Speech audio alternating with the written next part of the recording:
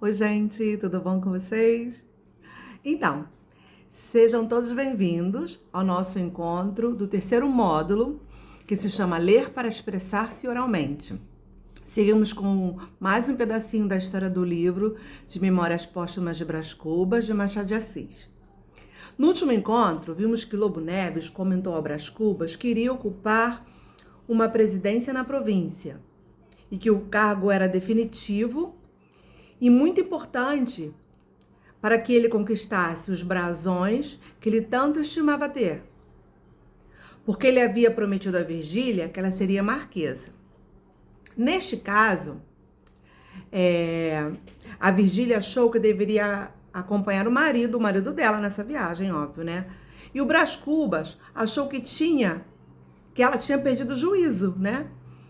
Porque, afinal de contas, essa era a oportunidade que eles estavam esperando para ficarem juntos e ela decide viajar, né? Parecia que ela estava ficando louca. Brás Cubas ficou desesperado porque se sentia culpado por pressionar tanto a ela por causa dessa viagem, né?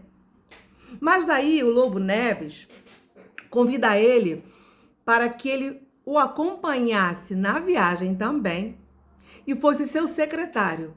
Olha que intriga. Alguns dias depois, a irmã e o cunhado de Brás Cubas fizeram as pazes e vieram visitá-lo, trazendo a sobrinha, né? E combinaram de não ter mais desavenças entre a família e que eles não iriam mais falar das coisas do passado, que tudo ficaria em paz. E ele comunicou à família que iria viajar para o norte, né? Com o Lobo Neves. E a irmã dele ficou um pouco intrigada com esse assunto, né? Porque ficou com medo que houvesse algum tipo de fofoca lá na capital.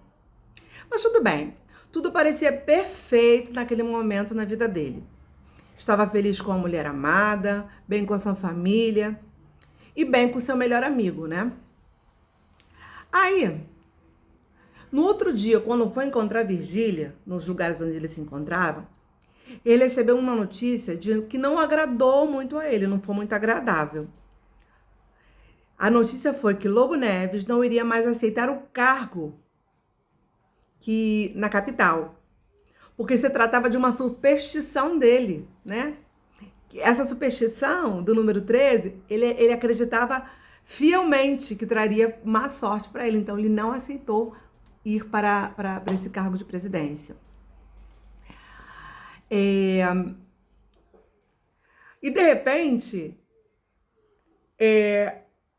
o Brás Cubas ficou muito feliz, né, com essa notícia. Porque assim, os dois poderiam seguir vivendo a sua história de amor, com paixão e sem medos, né? Porém, Virgília começou a demonstrar alguns sinais estranhos, como fadiga, irritação, tontura. E, por fim, o mistério foi revelado. Era uma gravidez, era um filho. No pensamento de Brás Cubas não havia mais nada, mas somente a educação que daria a esse menino, ao filho dele. Sonhava que ele fosse bacharel e discursasse na Câmara de Deputados. O menino não estava nem terminado de ser feito, já estava pensando que o menino ia ser deputado. E dias depois, ele recebeu também a visita de um antigo amigo, o Quincas Bobas. Aquele que tinha roubado o relógio dele, vocês lembram? Então, veio devolver, dizendo que tinha pego o relógio como uma espécie de empréstimo. Doido. Aí, nessa mesma semana, ele também recebeu um convite do seu cunhado para jantar, onde não foi agradável para ele esse jantar. Ele encontrou sua irmã, o outro cunhado e a sua sobrinha, que parecia ser uma moça elegante, mas que, na verdade, de elegância não tinha nada, só aparência de elegante. E no final do jantar, a sua irmã disse que gostaria de vê-lo casado com uma boa moça. Ele, como sempre, desconversou e saiu de fininho.